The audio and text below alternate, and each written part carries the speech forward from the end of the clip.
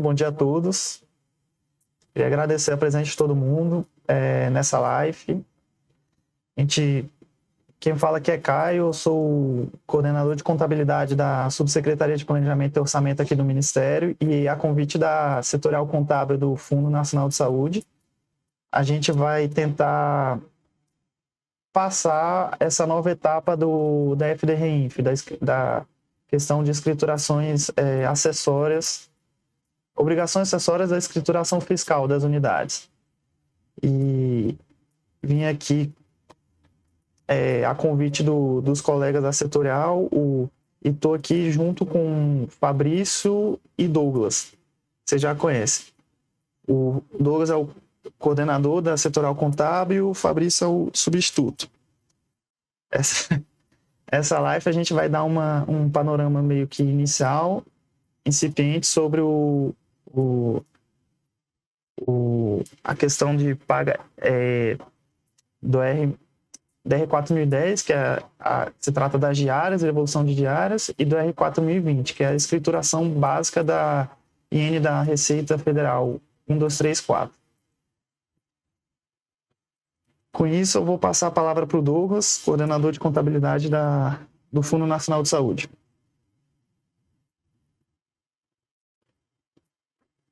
Bom dia, pessoal.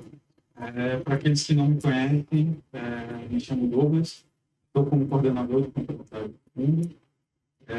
Tenho prazer e satisfação de trabalhar com o Caio, enquanto coordenador de setorial de órgão. Junto comigo aqui está toda a equipe da coordenação de contabilidade do Fundo, e que vou passar a palavra aqui para iniciarmos em seguida para o meu colega Fabrício.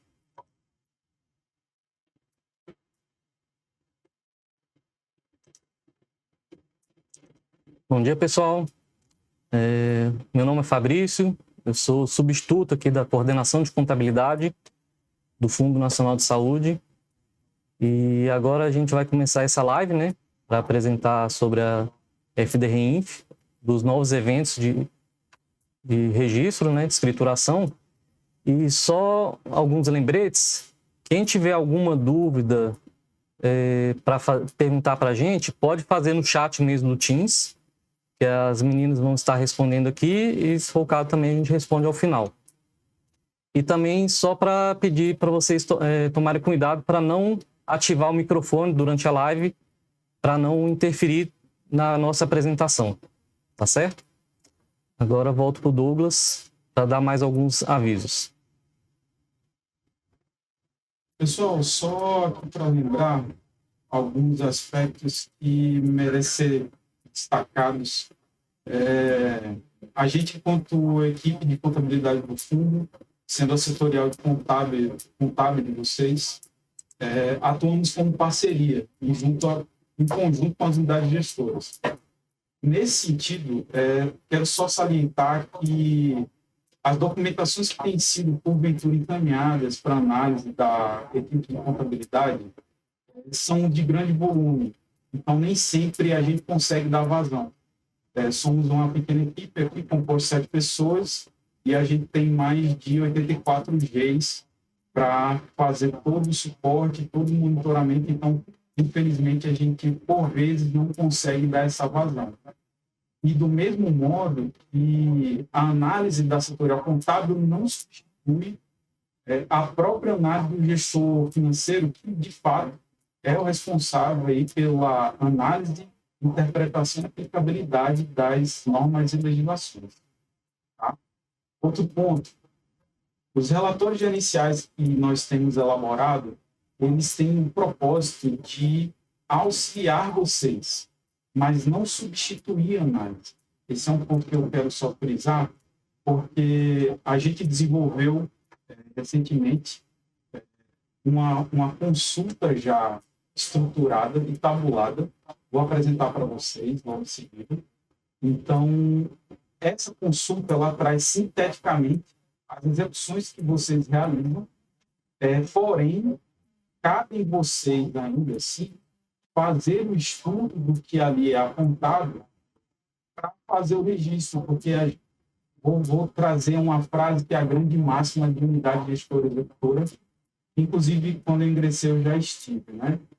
O CPF de quem estiver registrando, quem estiver à frente da unidade gestora, enquanto gestor, essa pessoa ela está listada no rol de responsáveis. Então, por isso que a gente tem buscado fazer todas essas tratativas com vocês para tentar diminuir esses riscos, tá? Além disso, e sobre essa temática da live de hoje, a gente recomenda fazer a comparação do que será escriturado pela FDRI, né? Para aqueles que estão chegando nas unidades agora de SEI, SEMES, FDRI é a obrigação acessória fiscal, instituída pela Receita Federal, iniciou em 2022 com os aspectos de retenção previdenciária e para 2023, com os efeitos de execução que começaram a partir de outubro, englobam todos aqueles serviços prestados, objetos entregues e que são escriturados no SIAP e que são passíveis ou não de retenção. Tá? Então, assim, preliminarmente, a setorial seccional do fundo atuou com a setorial de órgão, encaminhando uma série de questionamentos para a Receita Federal. Um deles, por exemplo, era a pertinência das naturezas e rúbricas que deveriam ser escrituradas. Então, em síntese, a primeira resposta que foi dada devolutiva da Receita Federal é que, para 2023, eles utilizarão como fiel de balança. Eles vão analisar tudo que está sendo escriturado e registrado na DIRF com o que vai ser escriturado pela FDRI. Desses moldes, vocês irão continuar fazendo as execuções como já vem fazendo e vocês já são expertos nisso. A única coisa que mudou é a forma e a prestação dessas informações para os órgãos fiscalizadores. Nesse caso, a Receita Federal. Tá ok? Outro ponto a elencar. A nossa consulta ela é parametrizada sobre aspectos da instrução normativa.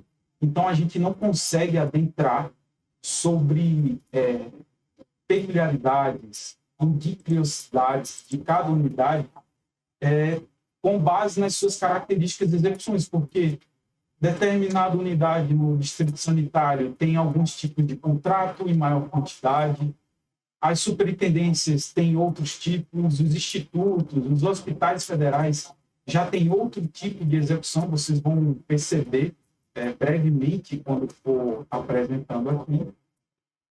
Então, assim, a consulta que foi construída é para atender a todas as unidades vinculadas à setorial 257015. Por isso que já vou até adiantar um outro ponto que tinha colocado. Na consulta construída, eu peço que quando vocês forem executar, que eu vou demonstrar como, quando for executar o relatório, por gentileza, somente executem, apliquem os filtros à realidade da SUG e façam a exportação do relatório.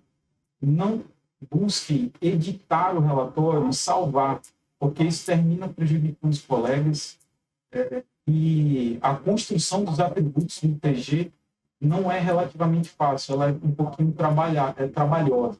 Tá? Então, eu gostaria de pedir essa atenção de vocês, visando que o relatório é somente para auxiliar aqueles gestores, os nossos colegas aí, parceiros nas unidades, que acreditam que não precisam do relatório, o relatório não é obrigatório. Vai ficar facultativo a cada um se balizar por ele ou não. Tá? Além disso, preliminarmente, por conta do relatório, tem uns aspectos que eu até já fiz uma discussão prévia com o Caio, com o nosso contador do órgão e com o Fabrício, aqui na sequência do fundo, é que foi percebido que, de fato, não existe padronização de execução no SIAP entre as unidades gestoras, tá? Isso não acontece, assim como os próprios aspectos da IN 1234, que ela teve sua reforma de redação em 2022, alterando os prazos de recolhimento para para até o 20º dia do mês subsequente ao fato gerador. Lembrando que o fato gerador para N1, 2, 3, 4 é o pagamento ou crédito ou a constituição de crédito. Eu vou explicar um pouquinho para não haver conflitos, tá? Então, hoje, nenhuma unidade, literalmente nenhuma unidade, ela tem observado que está consignado na IN 234 referente aos prazos de recolhimento. Salvo engano, não estou aqui com a IN nesse momento, mas está lá no caput do artigo 7º ou 8º, ou por ali. Tá?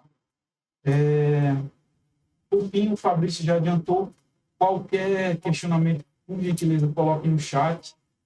O pessoal já está pronto aí, em prontidão para responder, dentro das possibilidades. Lembrando uma coisa, quando nós buscamos marcar a live com vocês, incentivamos o envio de questionamentos ou análise de casos concretos, como nenhuma UG ela encaminhou nenhum pedido específico, nós iremos seguir com a rotina de escrituração geral, sem adentrar em peculiaridades entre unidades gestoras, e, posteriormente, finalizar a live, se houver algum aspecto que alguma unidade queira tratar em particular, vocês aí acionam pelo canal que tem de atendimento no Teams de cada UG com a setorial. Tá bem? Vou fazer o compartilhamento aqui da minha tela, para vocês já irem visualizando o ambiente aí de escrituração. Tá? Um momento. Acredito que todos estão visualizando já a tela aí do ambiente do ECAC. De forma preliminar, já quero até agradecer aí ao Dione pelo fato dele ter concordado, né, se disposto a participar como cobaia, né, mais uma vez nesse ano. Fizemos alguns testes de escriturações com eles. Outra unidade que a gente atendeu, que foi mais peculiar o caso concreto sobre os médicos, foi com a 257044, salvo engano, com a Lucineide. Então, para iniciarmos, todos já sabem o rito, o processo de atividade para a sessão na mente virtual de atendimento ao contribuinte da Receita. Caso tenham dúvidas, naquele processo, vou até pedir depois para as meninas aqui da Seponte buscarem o número do processo do SEI, que tem as orientações sobre a FDRI de 2021, 22 e 23. Lá tem um material que foi desenvolvido em conjunto com a setorial do órgão e constam os primeiros passos para fazer o acesso ao ambiente, caso tenham dúvida. Iniciando o acesso aqui à escrituração da FDRI, vamos iniciar pelo mais simples, tá? Apesar que, pela discussão que foi iniciada com o atendimento das unidades gestoras previamente, nas últimas semanas, na apresentação, alguns, creio eu, que já fizeram esse tipo de registro, tá? Basicamente, aqui, eu vou iniciar simulando um registro aqui de execução da UG do Dione.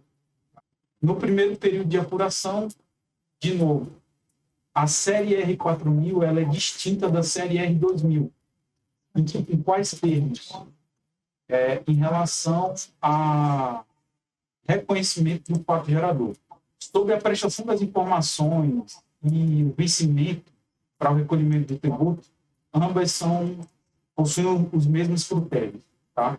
Só que no caso do R2000, a série R2000, ela é balizada pela emissão de documentos fiscais, porque a gente trata de retenções previdenciárias, e para a série R4000 vão ser os pagamentos e ou créditos constituídos. O que são créditos constituídos? Pagamentos todo mundo sabe, vão ser as ordens bancárias emitidas, líquidas ali, só que para a Receita será considerado bruto. Por quê? Com base nos valores brutos é que são calculadas as tributações, considerando a sua base de cálculo, as eventuais deduções, e demais rúbricas aí para fazer a apuração do tributo. E no caso da constituição de crédito, que a gente vai abordar mais à frente, que é o exemplo da série R4020, podem ocorrer situações em que a unidade ela não vai promover, realizar pagamento direto a um prestador de serviço, porque existe uma intermediação de prestação de serviço. Um exemplo concreto, bem didático, aquisição de passagem, seja ela aérea ou terrestre. A agência ela faz a parte de intermediação para fazer a aquisição dessas passagens, mas a UG, na condição de substituto tributário, ela tem que reter na fonte os impostos que são devidos pelos prestadores. E, nesse momento, a UG não faz o pagamento líquido diretamente, né, para os fornecedores que estão prestando o serviço, mas só paga a agência. Nesse caso, a partir do momento que o substituto tributário realizou o procedimento de retenção, certo? E está prestes a fazer o recolhimento, houve, ou no caso haverá, a constituição do crédito para ser compensado com eventuais débitos por parte do prestador. Por esse fato, é extremamente importante vocês saberem diferenciar aí o que é pagamento ou crédito para beneficiário direto ou a constituição de crédito. E, de toda forma, voltando para a escrituração do R4010, para continuar, vou exemplificar aqui com a escrituração de uma diária. Depois de ter informado o período de apuração, nesse caso que o relatório ele apresenta as transações, o período mensal que vocês realizaram, o período que está posto aqui é setembro de 2023, porque foi quando a ordem bancária foi gerada para esse beneficiário. No caso de diárias, vocês vão pular essa etapa aqui de dependentes, porque não tem nenhuma relação sobre esse aspecto. E, nesse caso, vão vir direto para o segundo eixo aqui, que é o detalhamento dos pagamentos barra crédito, tá? Lembrando, já vou até adiantar, nos casos para diárias, com base nas execuções que são realizadas pelas unidades, esse eixo aqui, esse bloco de informações sobre plano de saúde, vocês não vão precisar preencher, tá? E só mais um destaque antes de simular a escrituração do pagamento. Esse campo aqui, natureza jurídica, ele não deve ser alterado, tá? O Caio, ano passado, ele trabalhou bastante aí fazendo as regularizações da maior parte das unidades gestoras, corrigindo a informação da natureza jurídica. E aí, inclusive, a Receita ela dá esse destaque aqui, e que esse código ele só deve ser alterado caso a natureza do contribuinte, a natureza jurídica do contribuinte esteja desatualizada. Se, porventura, o cartão CNPJ da unidade gestora não estiver de acordo aos parâmetros da legislação pública, peço, por gentileza, que direcionem um e-mail, né, para seponte.spo@saude.gov.br e coloque a setorial do fundo em cópia, tá? seponte.fms@saude.gov.br, tá? Mas que não é para vocês alterarem de forma direta aqui nos eventos, ok? Seguindo para a parte da escrituração do detalhamento dos pagamentos. Quando faz o clique aqui para selecionar a inclusão de novo tipo de rendimento pago, creditado ao beneficiário, no caso de diárias, conforme o anexo layout do manual ao usuário da Receita, as diárias estarão classificadas obrigatoriamente, tá? No grupo 10, que é rendimento de trabalho da Previdência Social, certo? E a natureza do rendimento, para o caso dos servidores, será rendimento decorrente do trabalho com vínculo empregatício, tá? Douglas, pessoal da setorial, e no caso de colaborador eventual, que seria aquelas execuções de diárias no elemento de despesa 36. Seria aqui na natureza 10.002, tá? Fazendo essa distinção. E por que é rendimento do trabalho? Porque a Receita, ela classifica que todas as execuções, por exemplo, de diárias, lembrando do que é a função de diária, é o deslocamento da pessoa a serviço no país. Então, a depender do vínculo, ela vai estar obrigatoriamente aqui no grupo 10, fazendo somente a distinção se é na 001 ou na 002, tá? No caso, para servidor, vai colocar aqui natureza do rendimento 10.001 como sugestão para adotar no campo de observação sobre a natureza do rendimento formado. A gente sugere que vocês coloquem lá rendimentos pagos a título de diárias. Ok? Por que somente isso? Por que não informar a PCDP? A PCDP, vocês podem inserir essa informação quando for inserir os dados do pagamento. Até então, a gente só está na informação do rendimento. Ok? Então, quando vão para prosseguir, vão clicar em salvar. E então ele vai habilitar esse outro campo aqui, detalhamento dos pagamentos ou créditos. Agora sim, a gente vai informar quando que aconteceu essa constituição de pagamento ou crédito. Eu vou colocar aqui o exemplo genérico, 1 de setembro de 2023, tá? O rendimento bruto de uma das ordens bancárias que esse beneficiário recebeu foi esse valor aqui, 2.679,09. Do rendimento tributável, ele não é obrigatório. Veja que eles não estão aqui marcados com campo asterisco. Vocês podem deixar ele vazio, ou nesse caso, colocar o 0, para deixar eles zerados. Considerando que não se trata de pagamento de folha, esse campo rendimento relativo ao 13º é para deixar marcado não. Não é para preencher competência da folha de pagamento dos rendimentos decorrentes de trabalho, fazendo uma pequena distinção, tá? Se a fonte pagadora não for a mesma que executa por dentro da folha de pagamento, são vocês que têm a incumbência de fazer esse preenchimento pela FDRI, tá?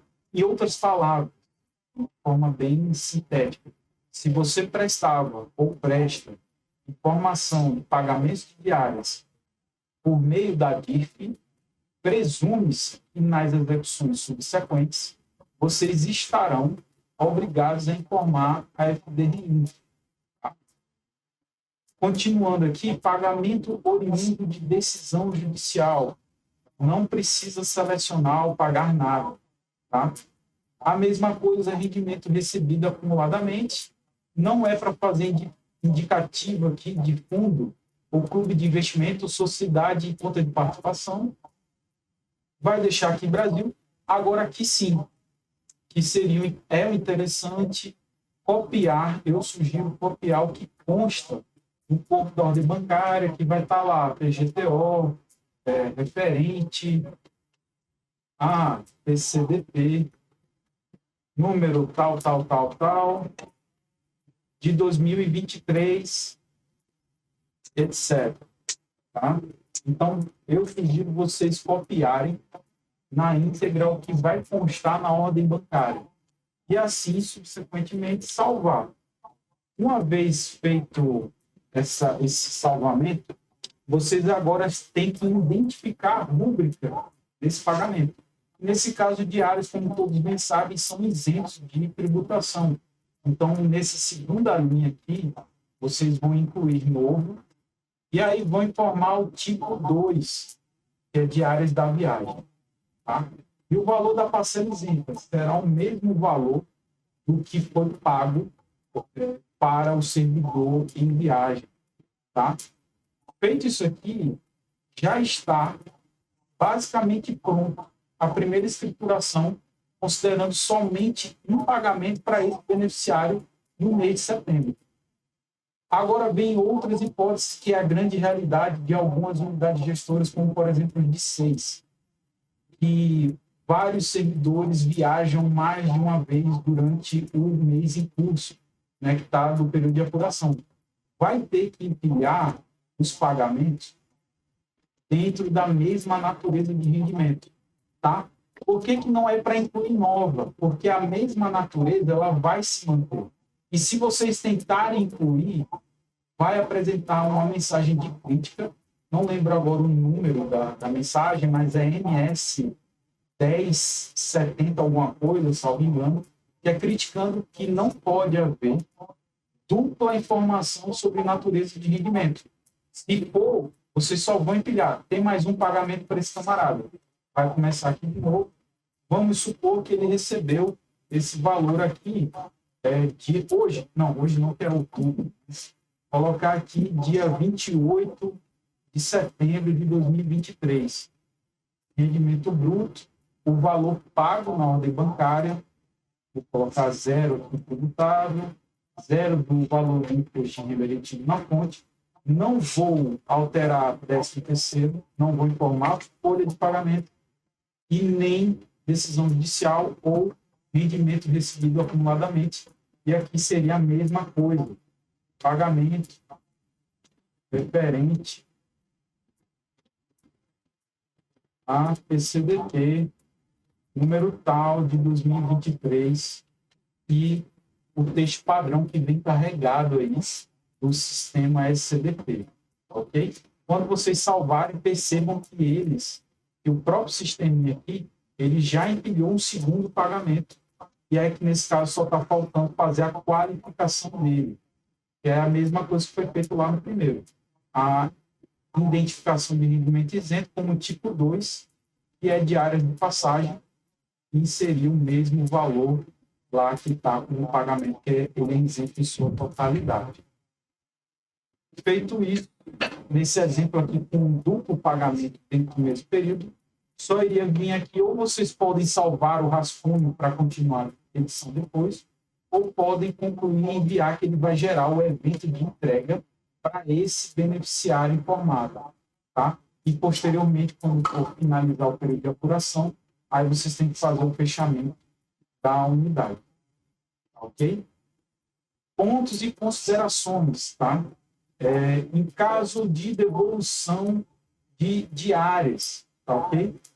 Se ocorrer a devolução de diárias dentro do período, vocês, obviamente, não vão informar. Por exemplo, vamos presumir, certo, que esse segundo pagamento aqui foi pagamento indevido em R$ 1.200,04,50, R$ 1.204,54. Ele foi pago indevido e o camarada devolveu dia 29 de setembro, certo? Vocês simplesmente não iriam informar, iriam excluir, tá? Só iria o valor que de fato ele recebeu. Agora tem um porém. Imaginemos aqui esse pagamento em dia 28 de setembro, ele só foi devolvido em outubro.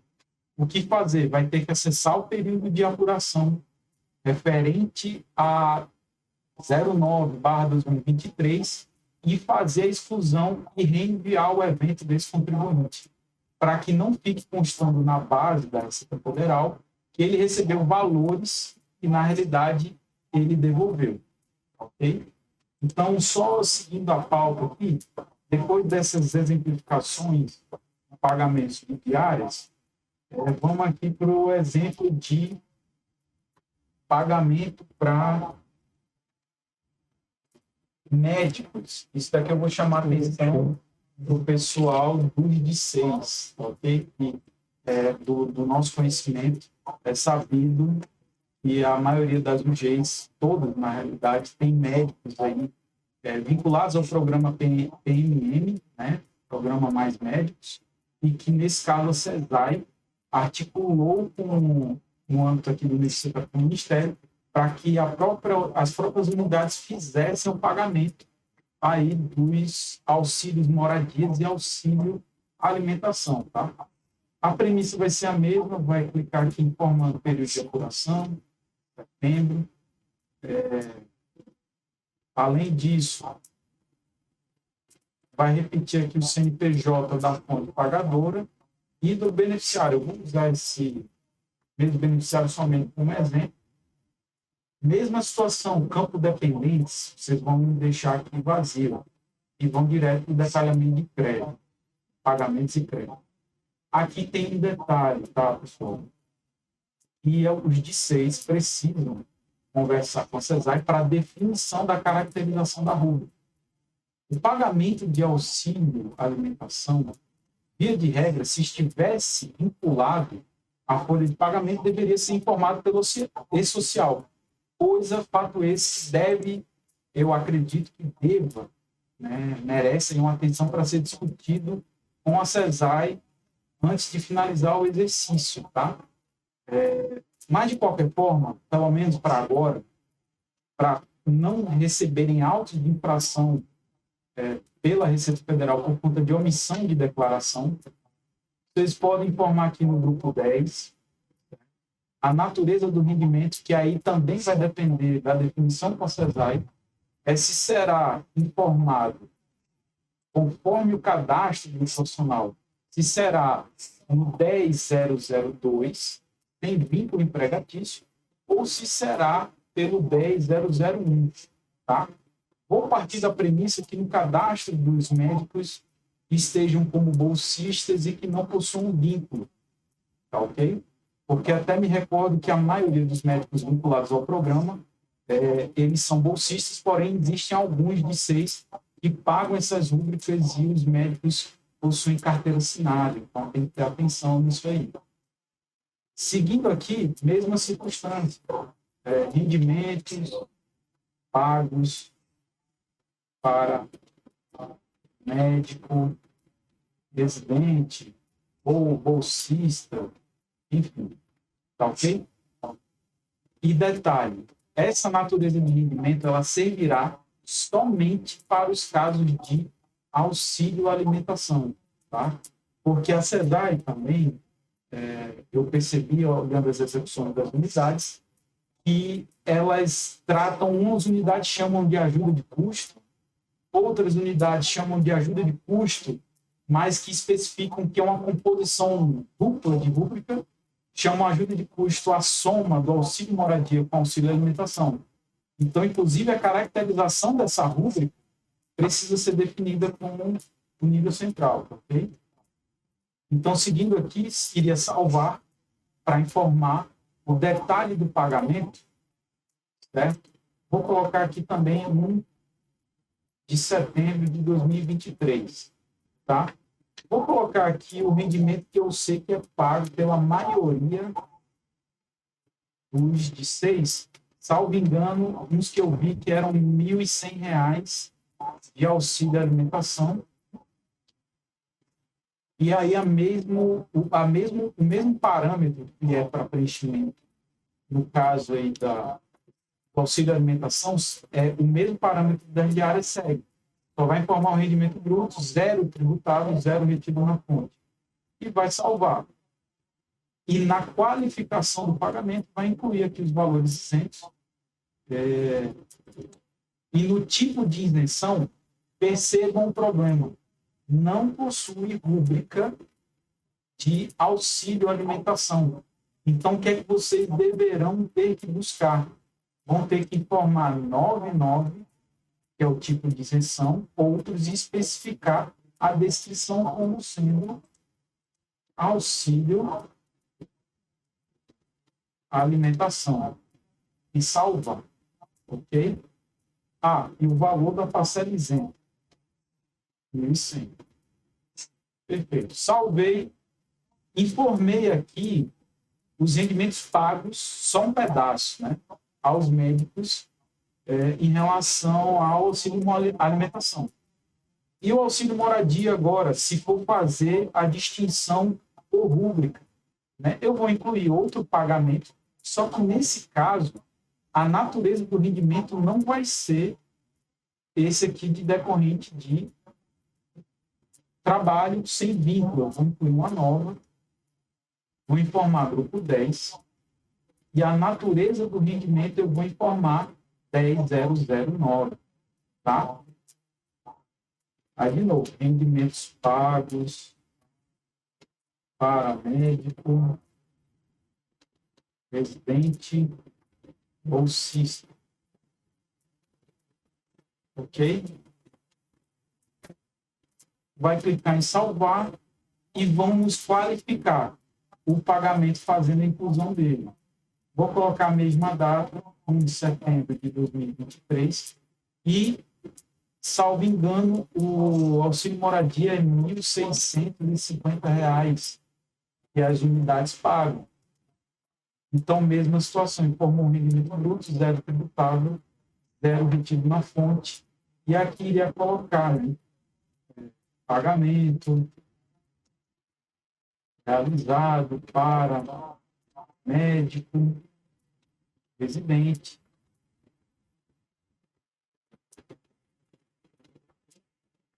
referente, auxílio moradia. Aí, novamente, isso aqui vai ser um aspecto que vai precisar ser discutido, uma vez que eu percebi que, inclusive, as ordens bancárias elas estão aglutinadas. É tudo pago de forma conjunta, certo? Só que aí a prestação da informação que precisa ser definida entre os DICEI e o SESAI para saber, inclusive, se vai informar dessa forma. Okay?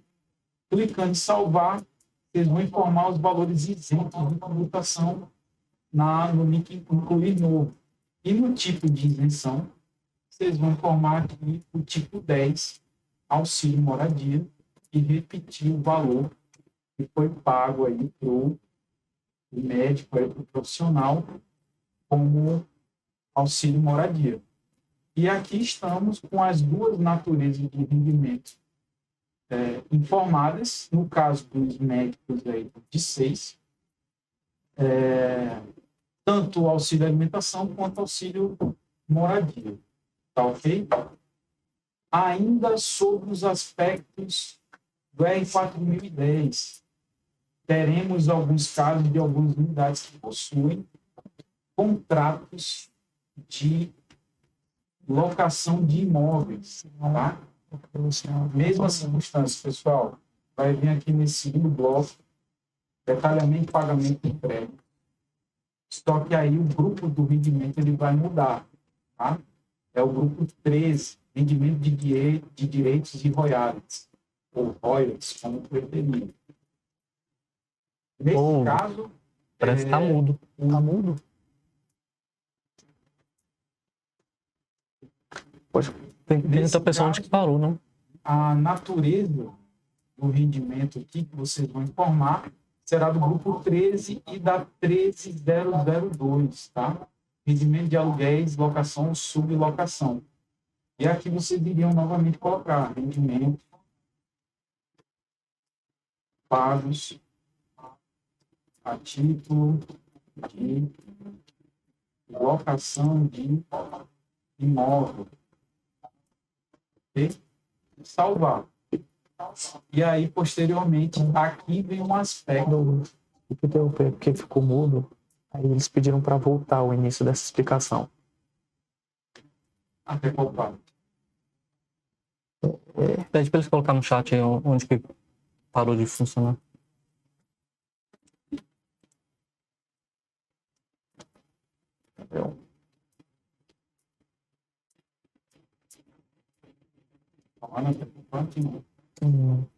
Pessoal, em qual parte que vocês pararam de escutar o nosso áudio? No começo do aluguéis. Final dos mais médicos. Né? Qual parte? Não, a última parte dos mais médicos. Eu acho que é no... tem gente aqui que falou de locação da pessoa física, de aluguéis mesmo. Tá, ok. Vamos recomeçar. O procedimento de escrituração vai ser o mesmo aqui no evento R4010, tá? Então, vocês vão clicar aqui, vão iniciar indicando o período de apuração, nesse caso, o exemplo é setembro. Vou repetir o CNPJ da UG. Vou colocar um CNPJ qualquer como beneficiário somente para identificar. E aqui, de novo, vocês vão diretamente no segundo bloco. Pagamento dos detalhamentos, pagamentos ou créditos. Incluir a natureza do rendimento pago ou creditado ao beneficiário. Quando vocês clicarem aqui para identificar o rendimento, o pagamento de aluguéis ele está dentro do grupo 13, que são rendimentos de direitos, e no caso, royalties ou royalties, como vocês preferirem aí pronunciar. E na natureza, que é a qualificação do rendimento, ele vai estar bem aqui no início, 13002, que são rendimentos de aluguéis, locação ou sublocação. E aqui vocês iriam informar rendimentos pagos a título de locação de imóvel. Ok? E salvar. Quando for informar o detalhamento dos pagamentos e créditos, vamos supor que aqui também tenha sido 1 de setembro, tá? E aqui o rendimento bruto, eu recomendo vocês utilizarem a própria ferramenta da Receita. Okay? Podem colocar no Google simulador alíquota efetiva. Tá? Vai estar aqui o link da Receita. Tá? Eu vou simular aqui um valor qualquer. Ele já está aqui como cálculo mensal, cálculo anual. Ele tem a referência do ano calendário. Então, o ano calendário de 2023 já está com os novos critérios que tinham sido consignados aí na medida provisória, que depois foi convertido em lei, das atualizações dos critérios da Receita. E nesse caso, eu vou exemplificar aqui, vou colocar que o aluguel custa R$10.000, tá? No próprio detalhamento aqui, ele já colocou a regra nova dos R$528 como dedutíveis, utilizado na simplificação. No caso de previdência oficial, não haverá. O áudio está indo? Parece que parou de novo. Tá, continuando aqui. A gente recomenda vocês utilizarem o simulador de alíquota efetiva, que eles vão entregar toda essa memória de cálculo, inclusive já prontinha por faixa. Então, vocês podem utilizar, inclusive por aqui. Então, se a gente retornar aqui para cá, e o meu rendimento bruto informar R$10.000, o meu simulador de alíquota efetiva aqui já informando, ele retornou que o valor do imposto para ser retido é R$ 1.719,83. Então, colocaria agora sim rendimento tributável. Primeiro, vou colocar aqui logo o valor de IR retido na fonte. E o rendimento tributável é o primeiro resultado aqui da base de cálculo 1 menos o 2. Tá ok? Então, vocês vão voltar aqui, rendimento tributável. Esse é o rendimento tributável. Tá ok? E aqui, mesma situação. Recomendamos o uso aqui do que tiver no corpo do histórico da ordem bancária. Então, pagamento, referente, alocação de imóvel, contrato número tal, de 2023, etc. Ok? E uma vez salvo, pronto. Aqui já está. Certo? Não, nesse caso aqui, os tributos retidos, não haverá isenção. Não há o que se informar para processo utilizado para não retenção. Não se trata de rendimentos recebidos acumuladamente. E não há informações complementares para residente posterior. Nesse caso, a única coisa que haveria seria o valor da dedução, se houvesse, mas que não se aplica. Porque no próprio simulador de alíquota efetiva aqui, vocês viram que não foi informado previdência social, não há questão de dependentes, pensão alimentícia e outras deduções que são vinculadas à previdência privada, com empréstimo, entre outros fatores. Tá ok? Então, só iria informar esse campo aqui de dedução se fosse um desses aspectos aqui. Percebo que todos esses tipos de dedução, aqui do 1 ao 8, é o que consta aqui no critério, só que mais detalhado, do próprio simulador de alíquota efetiva. Tá? Então, se eu não tenho nada informado, eu vou deixar aqui finalizado, e aqui eu tenho a opção de novo, salvar em rascunho ou concluir e enviar. Então, assim, pessoal, dito toda essa parte, a gente finaliza os eventos da série da série R4010. Então, de forma simples, tá? Antes da gente prosseguir. Fiz até teci alguns comentários quando essa obrigatoriedade ela entrou em vigor com o Fabrício, com o Caio e com o pessoal da equipe, que particularmente a minha percepção é que o mais complicado, não é nem complicado, o mais trabalhoso de fazer escrituração é a parte do evento R4010, que tem essa necessidade de detalhamento bem grande, tanto da informação dos rendimentos brutos quanto das eventuais reduções ou isentos, ok? Vocês vão ver que na parte do evento R4020, o processo ele é bem mais rápido, tá? Então, aos moldes da série R4000, para o 4020, mesma situação, vai informar período de apuração. Estão visualizando a tela ou não? Tela. Vamos iniciar aqui informando o período de apuração. Vou informar a fonte pagadora CNPJ. E no caso do CNPJ beneficiário, eu vou pegar esse CNPJ aqui como exemplo. Tá? Vou continuar. E vejam que ele tem inicialmente já tem menos campos a serem considerados para serem informados. A natureza do rendimento pago, creditado ao beneficiário, tá? Vocês vão incluir novo, e aí vem um detalhe, tá, pessoal?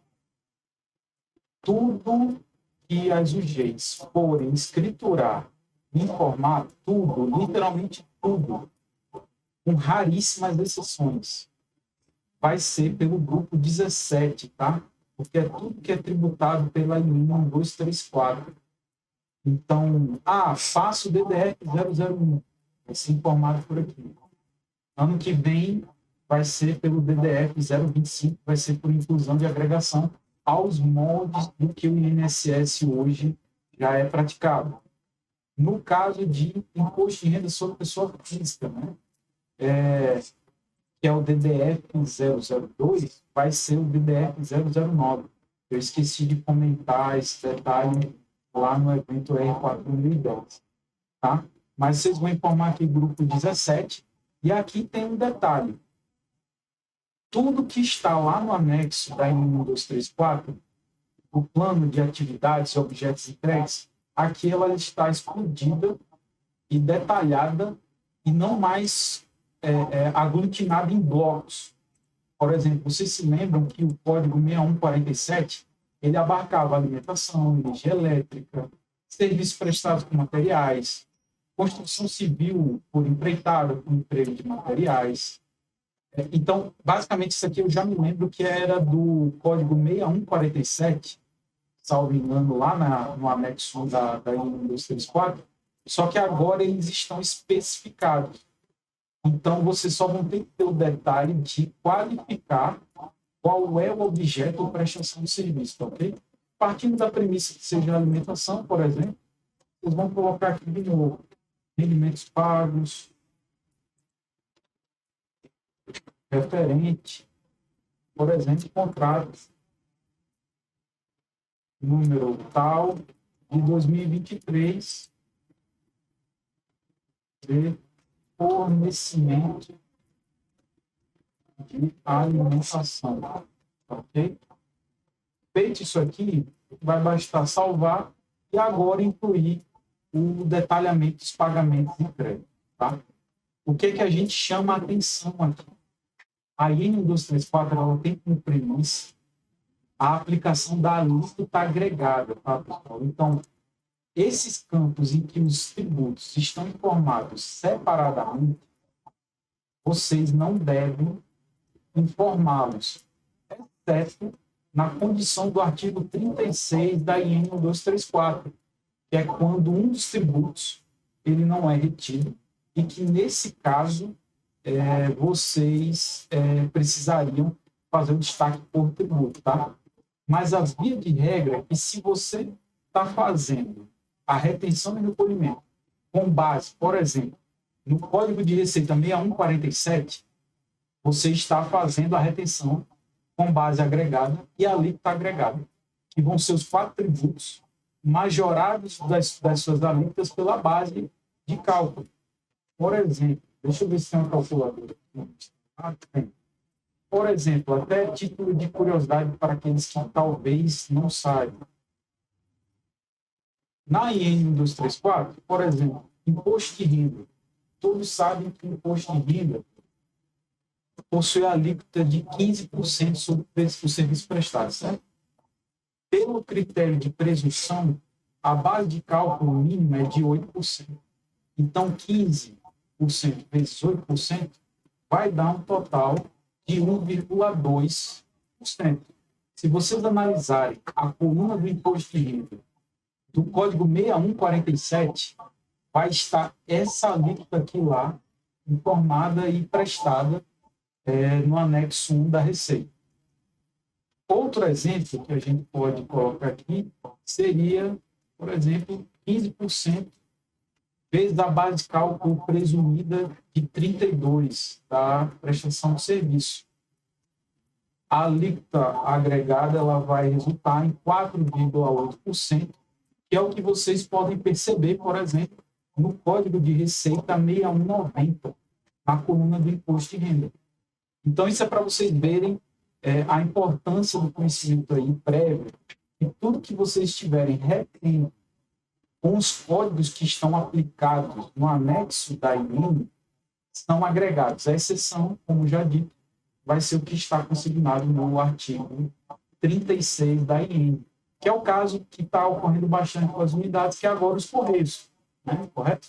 Que eles têm a sentença aí do STF, que isentaram o pagamento de imposto de renda, então vocês estão fazendo um destaque separado da CSLL, do valor aqui, do tributo, certo? Mesma coisa para COFINS, mesma coisa para o PIS, e aí só não informaria esse campo aqui do imposto de renda, nem o valor retido na fonte, nem agregado. Porque na apuração para o ano que vem, a DCTF Web, ela vai apurar por forma de retenção. Então, se vocês informarem tudo, o sistema ele vai entender que vocês estão retendo a alíquota agregada e a alíquota segregada, que é a dos artigos do artigo 35. Tá? Um exemplo aqui de preenchimento, se a gente colocar aqui 1 de setembro de 2023, vou colocar aqui um valor hipotético, R$100, oriundo de decisão judicial, não é obrigatório preencher, mas se forem preencher somente se houver sentença, isso aqui, tá, pessoal? E se houver sentença, vocês têm que lembrar de voltar lá na série R1000 para cadastrar os processos judiciais, tá? Mas esse é um outro momento. Então, via de regra, ou vocês vão deixar vazio, ou vão colocar não. Mesma situação lá do que foi no R4010. Indicativo de fundo, fundo de investimento, ou sociedade contra participação, não é obrigatório, né, fazer o preenchimento, tanto é que, se vocês forem preencher, ele vai ser excludente, mas ele não deixa colocar não, ou seria FCI ou SCP, tá? Então, nesse caso, não é para preencher. E aqui nas observações, observação, nesse caso, né, inserir aqui a observação da ordem bancária, tá? Por que eu estou frisando isso? Porque vai ser somente nesse campo aqui que vocês vão detalhar a descrição do que está sendo pago, tá? E aqui tem que ser o valor bruto da medição, porque com base nesse valor bruto e no confronto do valor da base do cálculo é que a DCTF Web, no ano que vem, vai apurar os tributos, tá? Nesse caso aqui, vamos pelo exemplo mais prático, que é a retenção agregada. Então, se eu estou informando a alimentação, por exemplo, A alíquota ela vai ser 5,85, certo? Então, 5,85. Vou repetir aqui. 5,85. É o meu valor retido. O valor da medição foi R$100, o valor da base da retenção agregada 100 e o valor da retenção 5,85. A mesma coisa vocês vão modificar conforme o código da natureza de alimentação, vocês vão informar a respectiva alíquota aplicada lá quando vocês provisionarem um tributo, ok? Então, depois, só salvar, e aí vejam, aqui como a gente estava discutindo, vou até dar um zoom aqui maior, no caso de processos utilizados para não retenção ou depósitos judiciais. Por isso que aquele campo aqui inicial, pagamento oriundo de decisão, se for marcado sim, vocês vão precisar informar aqui. E quando vem informado, olha aqui a crítica. Não existem processos R1070 cadastrados para o período de apuração informado no evento. É necessário cadastrar antes para poder prosseguir. Tá? Porque aqui ele vai buscar tudo que está lá cadastrado, aquela parte que é eventos de tabela, lembra, pessoal? R1000, informação do contribuinte, 1050 entidades ligadas, aquele que vocês tiveram o trabalho de cadastrar junto com o Caio, com a gente, o ente federativo responsável, por exemplo. Tá? Então, se for informar processo administrativo ou judicial para não retenção, teria que ser antes cadastrado aqui nesse evento de tabela. Tá, ok? E, por fim, que não se aplica à realidade de vocês, pelo menos até agora, e são informações complementares a pagamentos a empresas situadas no exterior. Tá? Vou só para finalizar o R4020, é isso, pessoal, encerra aí. Tá? Como um exemplo, que é um pouco mais abrangente e um pouco polêmico, talvez, inicialmente, vou colocar aqui somente o que seria de intermediação de negócios, tá? Eu não lembro aqui qual é o código específico, que a gente está aqui na salinha, mas tem a parte aqui dos serviços prestados de intermediação. Estou recordado aqui, acho que para a cooperativa. Bom, de qualquer modo, está naquela mensagem que a gente mandou comunica com vocês com a tabela de relação do que é, tá? Achei aqui, 0,34, por exemplo. Aí, nesse caso, eu vou colocar aqui, rendimento, pagos.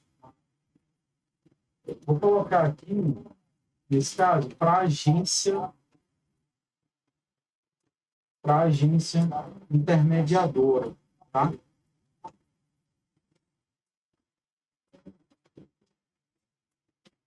Aí, assim, como vocês fazem a retenção sobre o valor da comissão, vocês iriam informar o beneficiário somente da comissão e iriam detalhar aqui normalmente a escrituração, né, do que foi pago a título de comissão normal para o pessoal.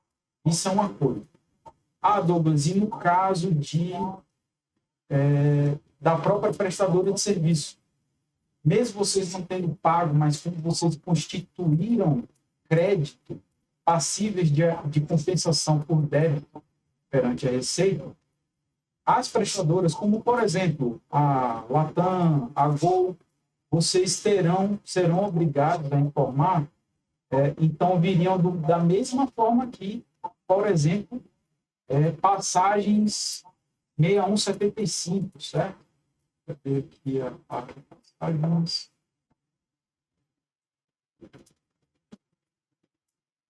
Só um pouquinho, pessoal. Transporte internacional. Aqui, passagens da EPS. Essa daqui, por exemplo, é um dos códigos que é previsto para a Receita 6175. Então, teria aqui rendimentos pagos, né, referente, aquisição de passagem. aéreas, por exemplo, tá? Iriam salvar. E aí, mesma coisa, iriam informar aqui a data do fato gerador, data do AB, e o valor bruto vai ser o valor da fatura referente aos bilhetes, né, os valores da passagem. E fazendo destaque de novo. Se for utilizar o 6175, que estará lá anunciado, vocês vão ter que lembrar da retenção agregada. E não vão ter que fazer separados. Por que eu estou utilizando isso? Existe a condição, por exemplo, da legislação do PES. Para aqueles que não sabem, é a lei que foi instituída bem pós período pandêmico, na realidade eu acho que ainda durante o período de pandemia foi instituído para os setores de desenvolvimento de atividades econômicas, hoteleiras e de turismo, e nesse caso incluíram as partes de passagens aéreas. Então, se vocês porventura receberem faturas, por exemplo, e com destaque tributário, fazendo a menção à desoneração de alguns tributos, tem que dar uma verificada lá na lei do PES, tá, pessoal? Verificar os atributos requeridos, que vai ser o destaque na nota fiscal fatura e a atividade do prestador que está fazendo ou da agência tem que constar o mesmo KNAI no cartão CNPJ, tem que constar o que vai estar lá no artigo, salvo engano, 4º ou 5º, que está lá consignado na lei do PES. Tá? E aí, por fim, vocês vão fazer o destaque. Então, para 2023, não há nenhum prejuízo sobre o que você já vem executando. Tá? Só chama atenção, inclusive aqui, conforme até a gente conversou no início, a importância. Né? Hoje, a realidade das UGs, elas não são feitas conforme a instrução normativa. Tá? Então, hoje, se a gente fosse apurar o tributo, conforme a IN, o relatório ele não daria preciso. Que foi, inclusive, um dos casos. A gente fez alguns ajustes, inclusive até ontem à noite, para disponibilizar para vocês a consulta gerada, de modo a auxiliar vocês na escrituração. Eu vou tentar aqui achar, só logar aqui no Tesouro Gerencial. Ó, pessoal, por exemplo, tá? Esse relatório aqui, ó, inclusive eu até usei a parte aqui do John ontem, conversando com ele, quero agradecer novamente, porque terminei alugando ele até quase 10 horas da noite. Nesse sentido de comparação, vou mostrar aqui para vocês para quem utilizar e como utilizar o relatório, tá certo? Olha só, pessoal. Daqui o John, ao G do John, perdão, esse relatório aqui ele está sintético, tá? Se vocês vierem aqui exportar, e depois a gente faz esse passo a passo com vocês, para auxiliar, não é um relatório de suporte. Se vocês clicarem aqui em exportar, vocês vão ver que ele vai exportar bem bonitinho, já estruturado, somente para vocês irem conferindo aí, cara crachá, para fazerem um registro. Tá? Ó, essa aqui é a cara do relatório. Ó, está todo bem aí o relatório? Tá. Por exemplo, aqui, ó, a gente já separou o evento R4010, apuração de médicos, que aqui, ó, a gente não identificou natureza de rendimento porque depende, locação de imóveis, tá vendo? E aqui, ó, tudo que está sendo executado por código pela UG.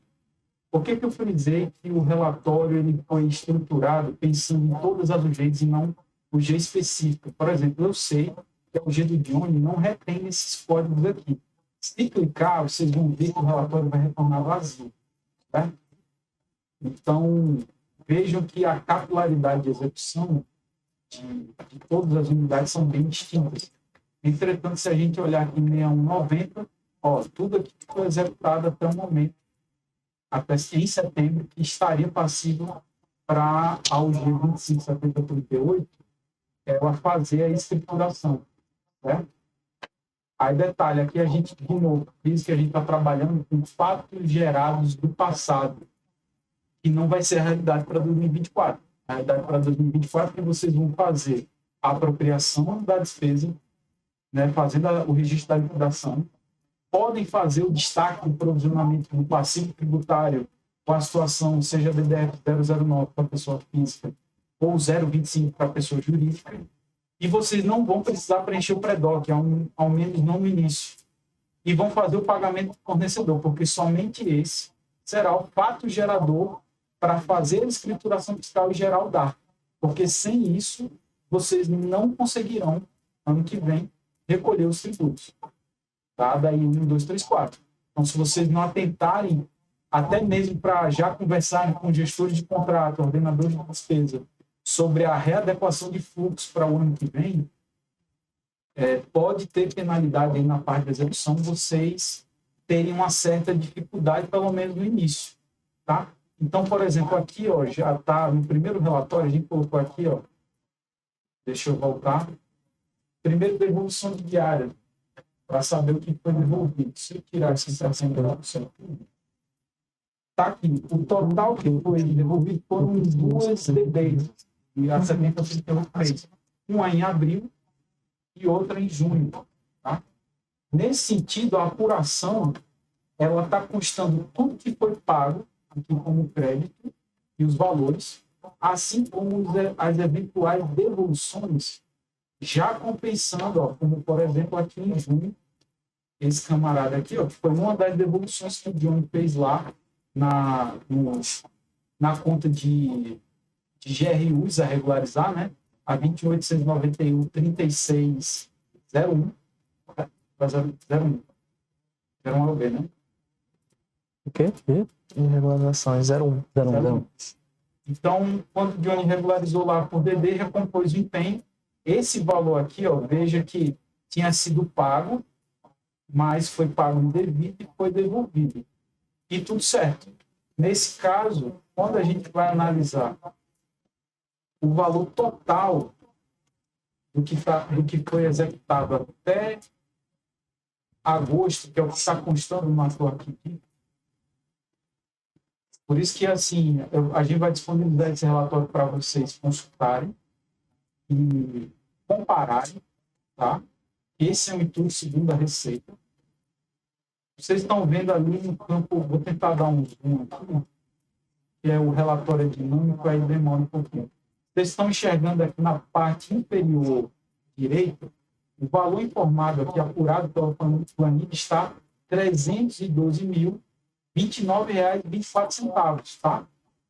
E quanto que está no atual arquidif da própria UG do Dione? Nesse momento aqui, a 267038, ela está com 313. Por quê? Porque o arquidif no CIAP-ROD, ele não atualiza de forma automática as devoluções que foram praticadas. Então, o gestor precisa entrar no atual arquidif, buscar o beneficiário enquanto que ele recebeu, certo? E fazer a dedução. Por exemplo, a atualização da dedução. Por exemplo, nesse caso, a gente já tem aqui quem foi. Por esse contribuinte aqui, 362.479.841, é basicamente esse camarada aqui. Esse quadro.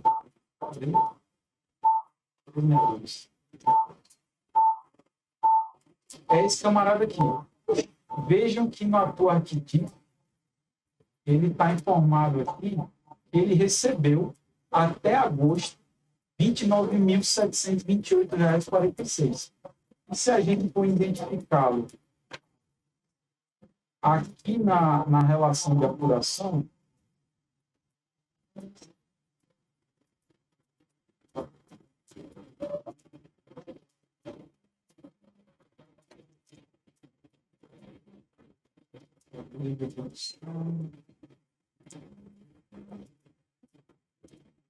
um momento, pessoal. Pronto, está aqui. Esse contribuinte é o que está aqui informado no atual arquidif do ROD, informando que ele recebeu 29 mil até agosto. E aqui está 29.237,75, já considerando a devolução. Então, quando a gente vai olhar, eu percebo que tem uma diferença aqui. No ator arquidiff está dizendo que ele recebeu 29.746, quando, na realidade, ele recebeu tudo isso, mas ele devolveu esse valor aqui, ó, R$ 490,71, que justamente bate com o que o relatório apurou. Dessa forma, o Dione ali, ou quem quer que seja na UG, vai precisar entrar no ator arquidiff e atualizar esse usuário pressionando, né, a tecla F5. Aqui deu a crítica porque eu não sou usuário autorizado, porque eu não tenho perfil de execução. Mas vocês fazendo aqui, pressionando F5, vai abrir o campo para informar, inclusive, qual foi o mês que ocorreu a devolução. Nesse caso aqui, ó, por exemplo, a devolução ocorreu em abril. Então, o Dione, ou quem quer que seja, precisa atualizar esse mês aqui de abril, tá? Para fazer os ajustes e correções para fazer bater. Tá ok, pessoal? Então, assim, em síntese, é isso. Eu sei que vocês mandaram diversas perguntas aí no chat. A gente vai tentar fazer a análise e resposta devolutiva posteriormente. Vamos ver agora algumas. Pronto, eu vou passar a palavra para o Fabrício para ele dar continuidade. E vou fechar aqui minha tela. Ok, pessoal? Bom, pessoal, a gente separou aqui algumas perguntas. Aí eu vou ler aqui algumas, aí o Douglas ou o Caio, ou até eu mesmo, a gente vai lendo algumas só para tirar algumas dúvidas pontuais, caso vocês tenham, tá? Uma dos primeiros assuntos aqui é sobre diária. A Nadiane perguntou aqui se toda diária executada pela UG deve ser escriturada. E a resposta é sim, porque toda diária, como ela vai para o ator arquidiff, em regra a gente até fez um questionamento para a Receita, né? E a Receita diz que tudo aquilo que é informado hoje na DIF tem que ser informado também na FDRINF. Então, se a diária, o pagamento, ele é informado no ator arquidiff, que vai na DIF, então ela deve ser informada sim. E uma segunda pergunta foi sobre pagamento de diárias, o fato gerador, perguntando se é a data do pagamento. E sim, ao contrário dos casos do INSS, que o fato gerador era a nota fiscal, nesses eventos R4000, o fato gerador é sempre a data do pagamento, tá?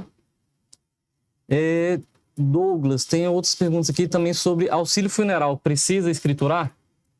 Vai precisar discutir com o pessoal da COGEP, tá, pessoal? Até onde eu tenho conhecimento, o auxílio funeral é uma rúbrica e passível de isenção tributária, mas, de toda forma, se for tributário por conta do vínculo do trabalho, sugiro que as superintendências, creio eu, que é a grande massa que deve estar com essa dúvida do auxílio funeral, né? Vinculação 422, vocês precisam ter uma conversa aí com o pessoal da Subsecretaria de Assuntos Administrativos, tá? Que a COGEP, ela fica lotada lá, e, salvo engano, todas as obrigações e rúbricas do E-Social, a COGEP estava consolidando e enviando por todos, tá? Não sei se é o caso da realidade do auxílio funeral, né? Que é executado pela vinculação 422, tá? Mas isso aí é um acerto de conversa que vocês vão precisar fazer com a COGEP. Se precisar do suporte e apoio da equipe da contabilidade, creio que, inclusive, claro, a equipe do Caio, né, que é a contabilidade do órgão, para a gente intermediar a conversa, de modo que vocês fiquem seguros do fluxo, de quem que vai prestar, como que vai prestar essa informação, a gente está à disposição. Ok? Tá. Só mais algumas dúvidas sobre diárias, para a gente fechar essa parte. Se tem limite de diárias por mês, no caso, o Douglas já falou durante a apresentação, não tem limite, você vai incluindo vários lançamentos pela quantidade de pagamento que teve. Devolução de diárias, se foi dentro do mês, você já abate no próprio lançamento quando você for registrar.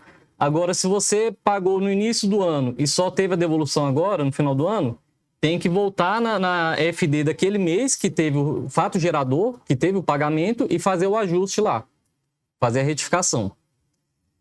E aqui a gente citou mais os casos de servidores, mas colaboradores eventuais também tem que fazer o registro, né? Então, colaborador eventual também tem que fazer o registro na FD. De diárias é isso. Aluguel de pessoa física. Foi perguntado o grupo de classificação do grupo em natureza. É o grupo 13... Natureza 13002. Beleza. Sobre a situação do documento hábil na hora de fazer o DARF. Esse ano, vocês vão continuar utilizando DDF 001 e 002. 001 para pessoa jurídica, 002 pessoa física. As situações DDF 009 e DDF 025 somente no ano que vem. Tá certo?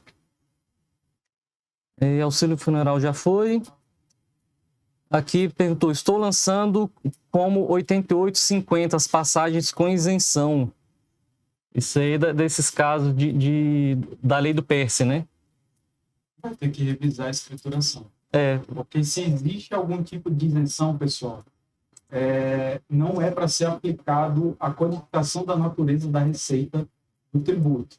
Então, se vocês estão fazendo pagamento, retenção e recolhimento de tributos passíveis de isenção, em que não observa a alíquota agregada do anexo da IN 234, vocês precisariam rever sobre o escopo do artigo 36, tá? Para fazer as retenções separadas. Tá. Eu vou juntar outras duas perguntas aqui, que são mais ou menos relacionadas. Uma da Milena, sobre pagamentos correios, atualmente não é mais agregado. Perfeito. As alíquotas são diferentes. E outra aqui da Tiara, empresas que têm isenção de PIS e COFINS, alíquota 2,2%. Como lançar? Alíquotas diferenciadas? Isso. Vai ser da mesma forma. Tudo que... Pessoal, a regra da FD é basicamente simples. Se a alíquota ela observa o que está consignado no anexo da IN, a codificação da receita ela deveria... Um exemplo, eu retenho 61,47. A apuração ela deveria ser 5,85. Tá? A única diferença seria a avaliação da composição da base de cálculo, que aí é uma outra coisa, que pode existir base de cálculos reduzidas. Pode ser, certo? Mas que a alíquota do tributo não deveria ser diferente. Por isso que existe a questão do pagamento, rendimento, valor pago, né? Bruto com rendimento. E existe o outro campo, que é o rendimento tributável. Tá? Então, basicamente, é essa distinção aí que vocês têm que buscar fazer. Lembrando que a única preocupação que a gente tem aqui, como dar o suporte a vocês, é justamente para evitar problemas de autoinfração no ano que vem. Tá? Então, eu sei que, às vezes, a setorial aqui, até meu pedido, as meninas aqui, o Fabrício, eles atuam e, às vezes, terminam sendo um pouquinho chatos, mas é no sentido para colaborar com vocês, de maneira que a execução, principalmente dos passivos, sejam executados em plenitude, para que no futuro não haja problema. Tá? Seja tudo feito conforme prevê a legislação e norma, para evitar até aqueles dores de cabeça de sexta-feira. Vocês não sabem, mas sexta-feira, Caio, tenho até que agradecer, o Fabrício também, tivemos duas UGs que, por exemplo, tiveram problemas com autoinfração, e natureza a gente ficou aqui até 9 horas da noite para resolver. E não é isso que a gente quer, nem mesmo para vocês, para inclusive evitar aspectos aí de regressão ao servidor. Tá ok? Só mais algumas perguntinhas. Empresas optantes do Simples, precisa lançar nota fiscal? Pagamentos? Esse entendimento, inicialmente, é o que está no manual, tá, pessoal? Então, eu não julgo vocês por acharem isso. Inclusive, fazendo a leitura estrita da redação, é o que consta lá. Só que fizemos o questionamento da Receita. E a Receita, ela descreveu de forma bem sucinta, conforme até já abordado no início da live, o Fabrício reiterou, se não é informado na DIT, não deverá ser informado na FDRI. no caso dos eventos da série R4000. Então, em Simples Nacional, pelo menos para agora, mesmo o manual da Receita constando isso, só será informado aqueles que tiverem pagamentos sujeitos à retenção ou retenções realizadas que constituíram crédito. Okay? Uma outra de diária que apareceu. Escrituração de diária também deve ser feita pelo setor financeiro na FD? Pensei que fosse por quem lança o e-social. Aí é um outro debate que vocês vão ter que entrar em consenso de forma interna. Infelizmente, essa ponte ela não adentra os aspectos de estrutura organizacional. A gente trata com gestores financeiros justamente por conta do estreitamento de laço e por ser mais rápido e fácil, até mesmo porque quem assina as ordens bancárias, as notas de empenho, são os ordenadores e gestores financeiros. Então, essa discussão sobre quem vai ou quem deve fazer essa escrituração, aí eu recomendo que vocês tenham dentro do razoável a conversa dentro da unidade de vocês e não chegando ao consenso, tentar verificar subindo a instância. Tá? Mas a CEPONTE, ela, nesse ponto, vai se abster aí de indicar responsáveis por essa atividade. Tá? E também tem a questão que no manual fala da lançamento de área quando é o G pagadora da folha, já iria pelo e-social. Mas no caso aqui do Ministério da Saúde, o pagamento é centralizado na COGEP, o G25006. Então, diária que, em tese, vai ser informada pelo e-social, hoje só aqui é da COGEP, que são eles que fazem o pagamento da folha. As de vocês vai ter que ser lançado na FD mesmo, tá? Só da COGEP que, em tese, vai ser junto do e-social.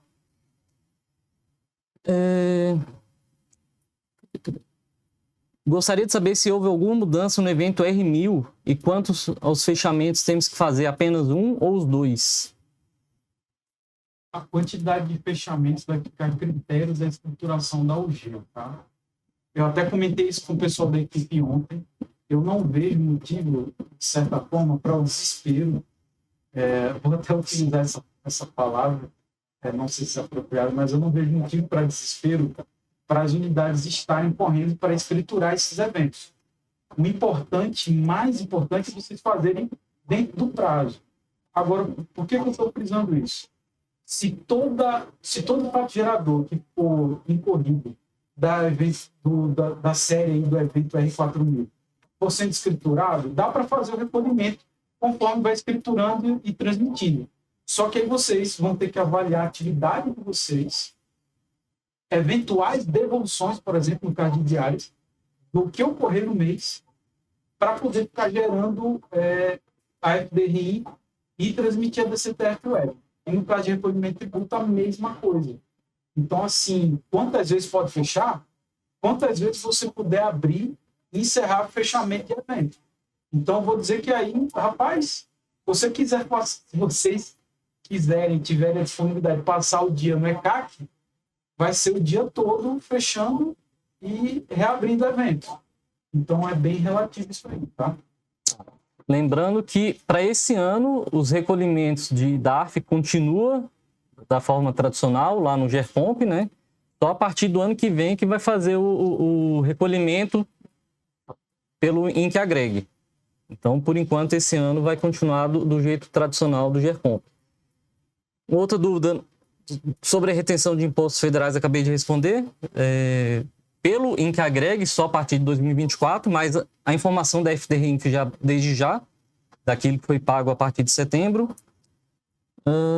E o pessoal acabou ficando na dúvida sobre o Simples Nacional, se afinal vai ter que fazer ou não. O que o Douglas falou, em tese, pelo questionamento que a gente fez, e a gente tem, acho que até mandou no Comunica, né, para eles, o questionamento que a gente fez para a Receita Federal, só aquilo que já está no atual ArcDIF.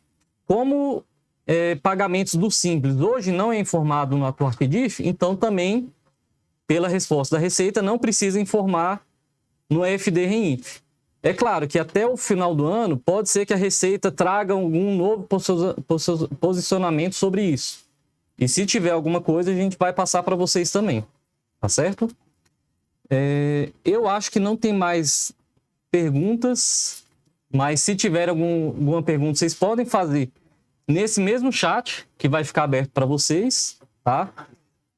Ou até no chat da UG, que vocês já têm com a gente, da Setorial Contábil também. Estamos à disposição de vocês para ajudá-los, auxiliá-los. Tem mais uma? Faz aí. Sim, acho que o Alcebiades aqui acabou de perguntar sobre a certificação digital. Sobre esse ponto, a gente já está em tratativas com o DataSUS e com a SA. A Secretaria Executiva está ciente da situação e está em fechamento já da contratação do certificado digital. De todo modo, vocês podem enviar para a gente a solicitação para o seconte.spo@saude.gov.br com cópia para seconte.fns, que a gente, assim que conseguir, a gente concede a procuração e devolve para vocês. Quando finalizar a contratação do certificado digital, a gente vai encaminhar uma relação para o DataSUS com cada CNPJ, para eles encaminharem para cada uma de vocês um certificado digital do CNPJ de vocês, da filial de vocês. Assim a procuração vai ficar bem mais facilitada. Vocês podem fazer a procuração internamente de cada servidor responsável pela escrituração fiscal. Bom, pessoal, para finalizar, só quero agradecer aqui ao presença do Caio, da disposição aqui da equipe da Seconte, pessoal da Segim, pelo todo o suporte em ter montado a live. Quero agradecer também, deixar registrada aí a presença da minha coordenadora geral, a Silvia, estava com outras agendas, mas apareceu aí nessa live, a reunião. E só deixar registrado que estamos à disposição aí para auxiliá-los e prestar suporte. Ok, pessoal? Fechou. Muito obrigado a todos.